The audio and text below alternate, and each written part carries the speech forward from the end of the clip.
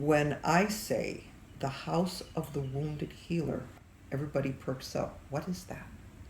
And once it's explained, I want to go. I need that. A place of refuge. And we're all wounded healers, all of us.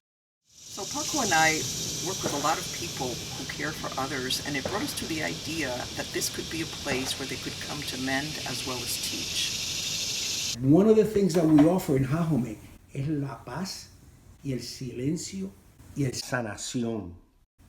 It's not more activities, it's not more workshops. Yes, we do have workshops and stuff like that, pero es sanación. El silencio de esas montañas.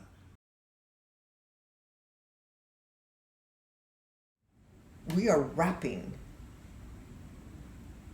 the House of the Wounded Healer around that basic foundation that is just us anyway. And so it's very natural for us to then build on that and put together this house with all that we bring to it from our own experiences, our own journeys.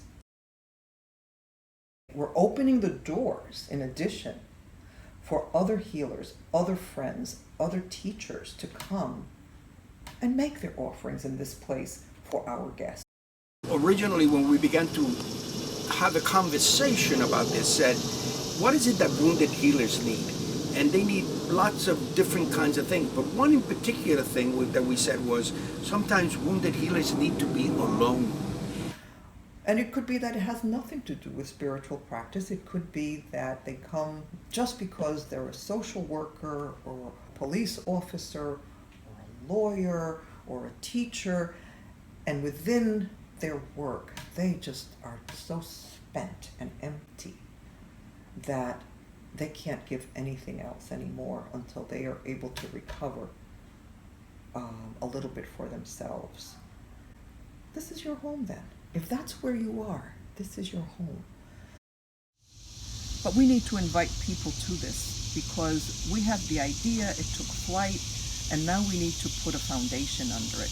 And that foundation needs helpers. Right. So we in Jajome, what we have proposed to do is do exactly what I do with these tomatoes. These tomatoes have all the power they need. What I do is I set the conditions. I prepare the soil. You and I have been preparing the soil a long time for ourselves, and that's what we try to do in Jajome.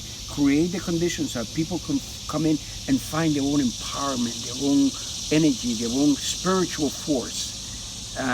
But we need help. You're absolutely right. We need to be able to get people to come in and help, because by ourselves we can never do it. No one can ever do anything by themselves. They need help, and they need the collective.